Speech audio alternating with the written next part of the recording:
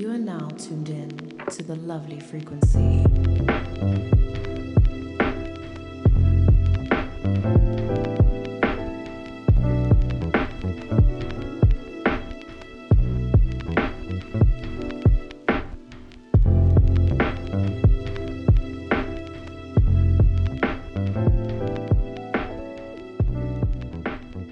Hi, my lovelies.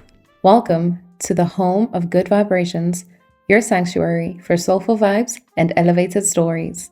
I'm your host, Nompumelelo Lee Ndlovu. But if you truly love me, please call me Miss Lovely. Today, I have some really special guests on the podcast. And if you know anything about me, you know how I feel about Kujenga. The first time that I got to see them perform was on their first ever tour date. Their first time performing in Johannesburg, so it's a pretty special one for me.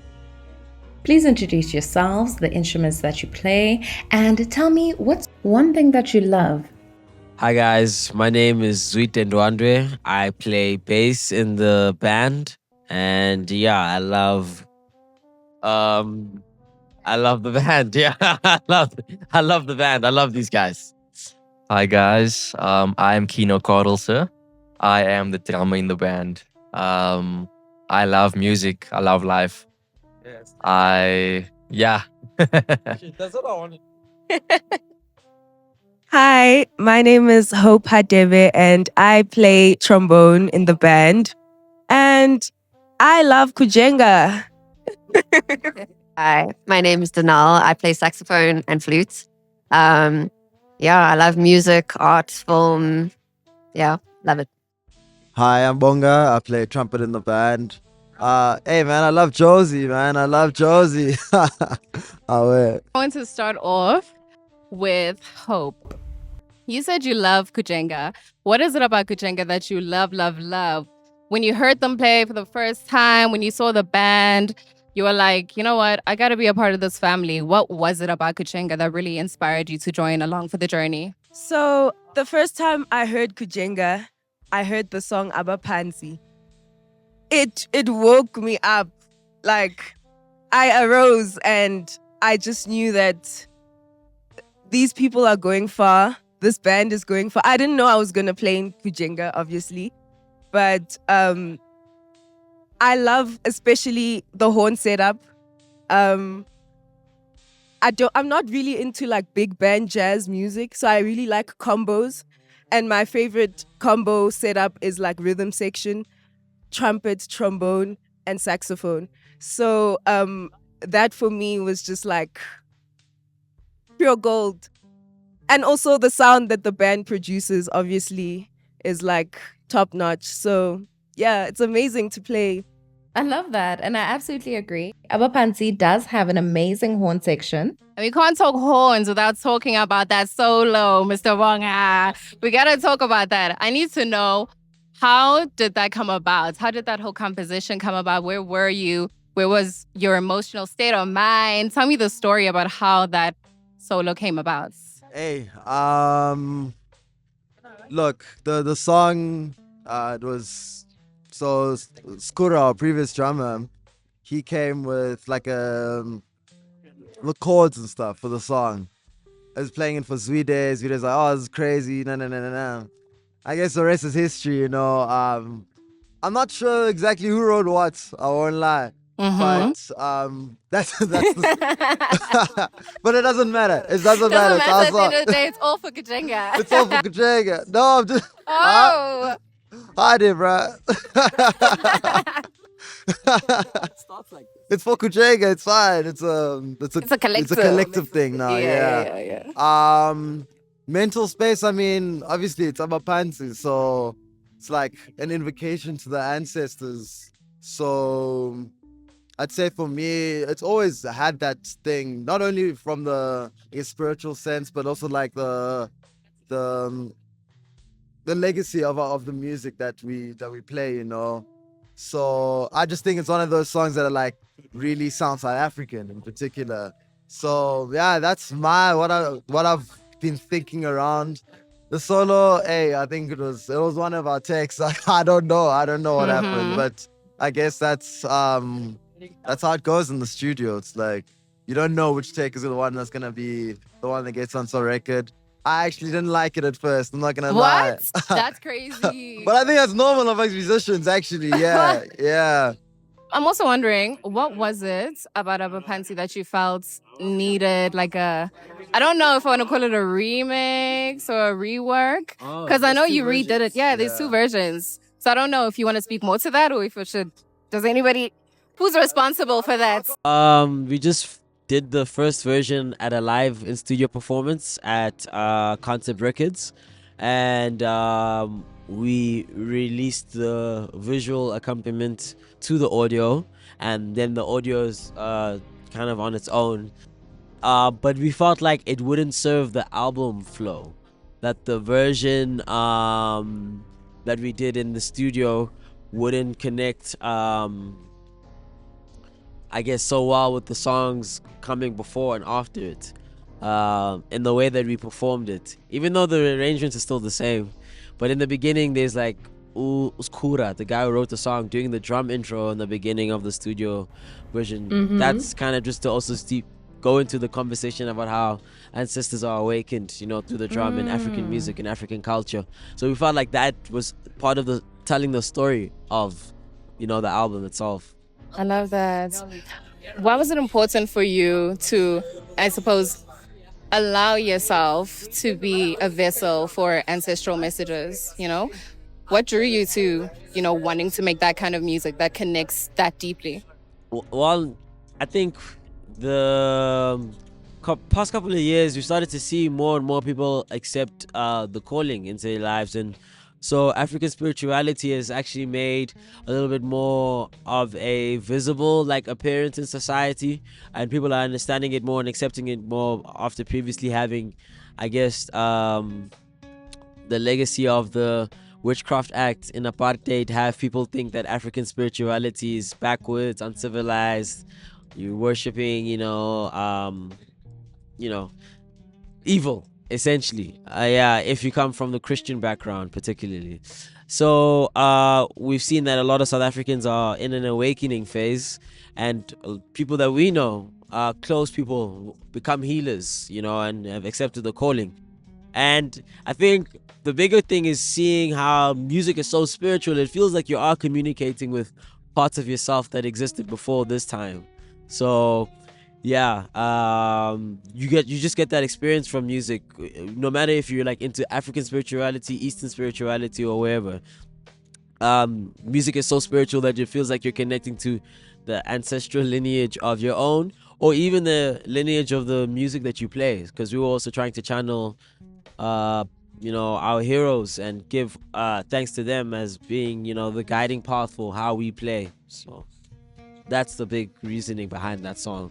You touched on lineage, and we can't talk lineage without talking about the fact that you actually have a twin brother. Oh, wait, too. He's not here with us today, but I was actually surprised to find out that he was your twin, and so I started paying attention. Then I started seeing the noses, and I was like, oh, okay, they're definitely twins, you know? It's the foreheads. It's the foreheads? Yeah. For me, it was the noses, but okay. Yeah, I'm wondering, you know, how did music find you guys? You know, what were those early days like? You know, what connected you specifically to music? And then eventually, what led you to the creation of Black Improvised music? Yes, just parents playing music from Moses Mulelekwa, Chimi Dludlu, Victor Ndoni, just a lot of great South African Black Improvised music artists. And yeah, hearing that in your earlier phase, you kind of shun it a little bit and like, oh, this is music for your parents. For old people, right? Yeah. I think we all felt that way. Right, but it stays in your head as like a memory. And you get older, and I guess your appreciation for different kinds of music develops, your palette matures, and you go back to music that was actually your formative music when you were becoming a listener, that your parents introduced you to. Cycles, you know, and that's essentially what happened with me and my brothers, because our youngest brother also plays an instrument. Oh, that's so where cool. we all decided to play instruments because we had a culture of music being cultivated at home. And yeah, that's what kept it a family thing. My mom is a singer as well, and she joins us for performances, so we have a family band. And yeah, dad played music as well, so it's still just that circulation basically. That's really cool. I wish I'd grown up in a musical family. I always say that if I could eat music, that would be my ideal meal every single day. But yeah, I'm curious. What is it about being a part of Kujenga that you enjoy the most? And what is it that you've enjoyed mostly about the journey from where it started to where you guys are now? I enjoy like the friendships that I've made with everyone. I met everyone. I think I met Zwide first, but the rest of the guys I just knew of them. But I never thought that I would be like friends with them or something like that. So Yeah. And that's important. yeah, no, of course, I say, what's the band that eats together stays together, I guess. Okay. But yeah, and the music itself, I knew Kujenga like with the Nationality album. That time I never knew them personally, but I knew of Kujenga. I listened to the album that time, and great album, very underrated as well. And I think I literally only saw 2 live performances of that time, and then Sweden, because I played with Sweden, I performed with Sweden like with other artists, other bands, so that was kind of my in, and it has been a good run, it's been crazy actually, like the whole journey. I think I kind of joined at the right time. Okay. Seems like there's a story behind that. No. It was exclusive today. But with that I mean like the journey of Kujenga, like since in the wake, it just like Upward trajectory for sure. Yeah, it was great. So I mean like I'm grateful for that, like blessings and stuff. God puts people in your life for a specific reason, so I truly believe in that. And the music itself, it's very deep. Each song like has different meanings, and like someone is asking like, oh, what's your favorite song? I was like, Remembrance, like that's like a song that everyone can relate to. Yeah. It's very deep. But why does it stand out specifically for you? I think also like with the message, like why it was written, like after COVID or something, and like I also like lost like a lot of like friends, family members.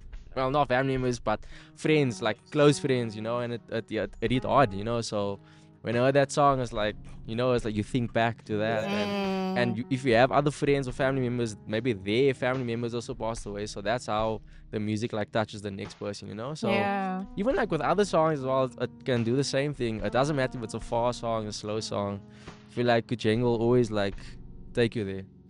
We build in something, so yeah, Kujenga means to build, so. Okay. So you say it's important to think back. When you think back, what's one of your most standout moments or your most favorite moments that you've had performing with the band? I think London. Ooh, yeah. It was in London. London. Okay. Like I never thought like I would like. I don't think any of us thought that would happen like so soon. I guess, that's so, big. That's big. Yeah, so it was a very standout moment for me. I mean, there's a lot of performances that we've done, but I think there's too many to mention, to be honest. But London, the experience in London was my first time overseas, so I think it was and we've built and made a lot of connections as well. Going into London, meeting up with Kokoroko as well. And it's funny because like we listen to the music and it's like weird. You can say, oh, those are our friends. It's weird. Like, so, and like meeting up with other people as well. Other South Africans there, like Isa, for example, also helped us to get there amongst other people. So, yeah. I know that you guys have a capsule collection with Artclub and Friends, which is pretty cool. Congratulations. That's really cool. I'm wondering, what is your favorite piece from the capsule collection? My favorite piece. The dungarees. The dungaree. Oh, I don't want to say it out loud, but yeah, the dungarees definitely my favorite. Why is that your favorite? I can just see myself wearing that any situation. Yeah. No, I get that. You don't just play the saxophone, I also right? play flutes. You play flutes.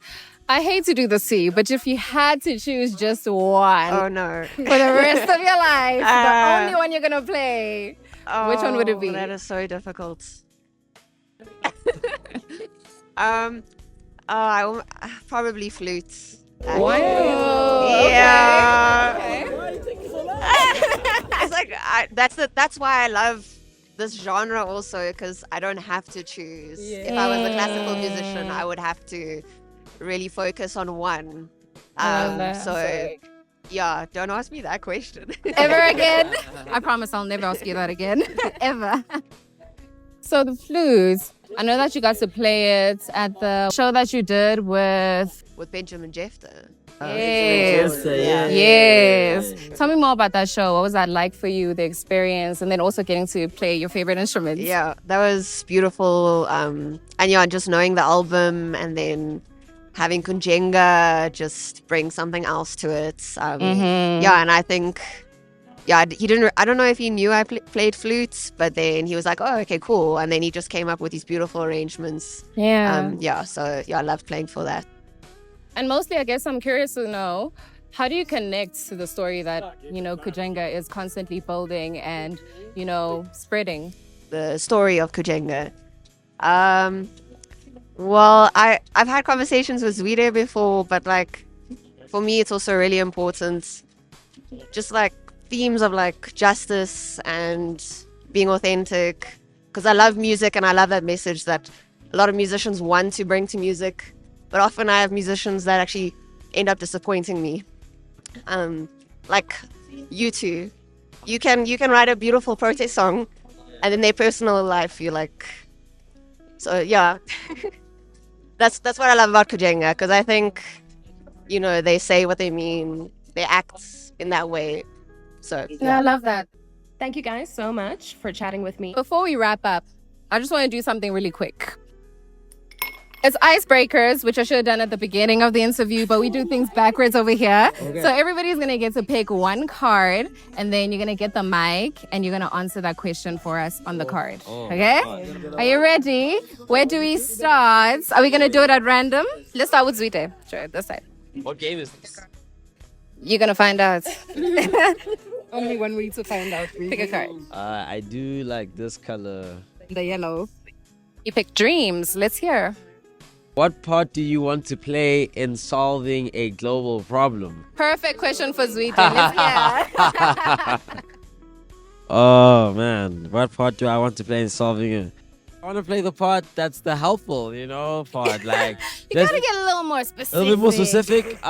Look, what has been one of the most beautiful achievements of Kujenga is not just so much like the accolades or whatever kind of material or superficial level of success. It's been people actually really actually seeing our music as a vehicle for their own kind of politicization and conscientization, and like thinking about issues that they had probably would not have reflected upon if the music that they're listening to wasn't speaking on it.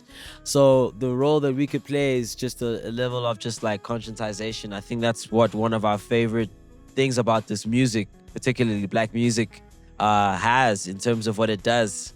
It's just the soundtrack to resistance, and I think if we can be one of the groups that you can see, as Dana was mentioning, lived up to those principles till the end of it, no matter where we go on a trajectory, if it's going to higher and higher places, that we don't cheapen ourselves and sell out.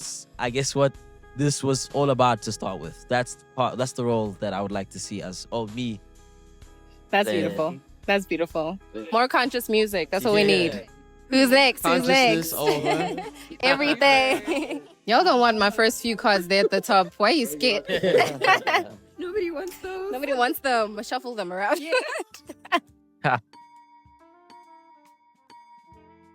Yo, he was. Yo, where do you find these cards? Where do you find these cards? Conscientization. That's what this is. Oh, how long do we have? Not that long. You gotta catch your flights. Okay? Yo, yeah. Let's pick a different one. Let's pick a different one. Yeah. We're gonna need a special for this. Yeah, I know. When they come back. Next time. Let's go. Yeah, stop. What's his social media weakness? You see, what's his social media weakness? weakness? I don't know. on my personal like social media stuff, like on Instagram, for example, I don't like post like where I am. Like I won't say, like post my location or something, whatever. I'll just post like maybe it's like pictures of me, but I'm playing, or videos of me playing. That's all you need to see. You know, like because Gotta you keep it always need, yeah, mysterious. you always need to like. That's me promoting myself, you know, so other people know, like, oh, do you know this guy? You know, I mean, you Yeah. always need to like, because it's like if you do a gig, you don't know who's in the crowd. So Exactly. it's the same like with social media. You don't know who's watching your things, you know. So Hmm. yeah, I don't know. I'm just I don't post too much things, and maybe I'll post like a meme or so. You know, I enjoy jokes. Eh? What makes this so? I don't know. You don't need to know me like that. This first one is still. It's still on your mind. We're gonna circle back Yeah. around to it. We're gonna Cool. circle back. Who is next? It's just like not the top as well.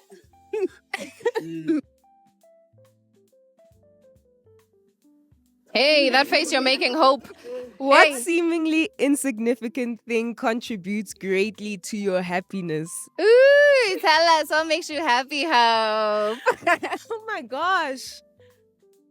Seemingly insignificant. Okay.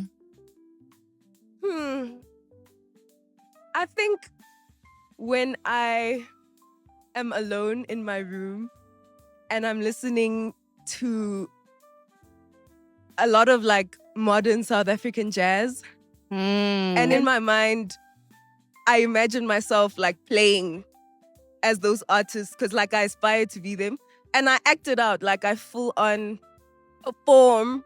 Yes, but I mean I do it in secret.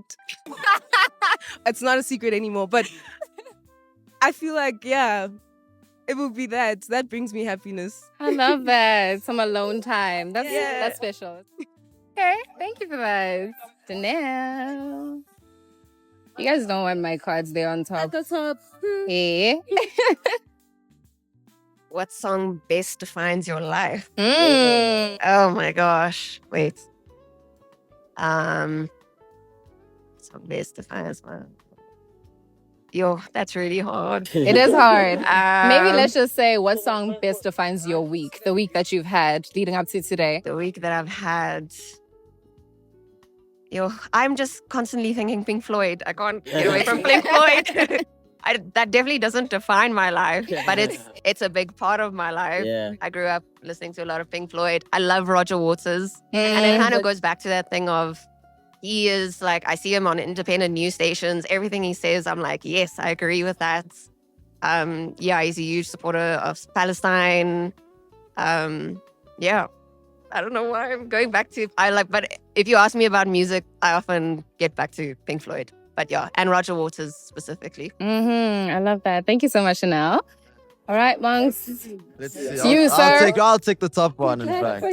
Oh, man. We don't know what's on top there. What's... Hey! Yo, Yeah!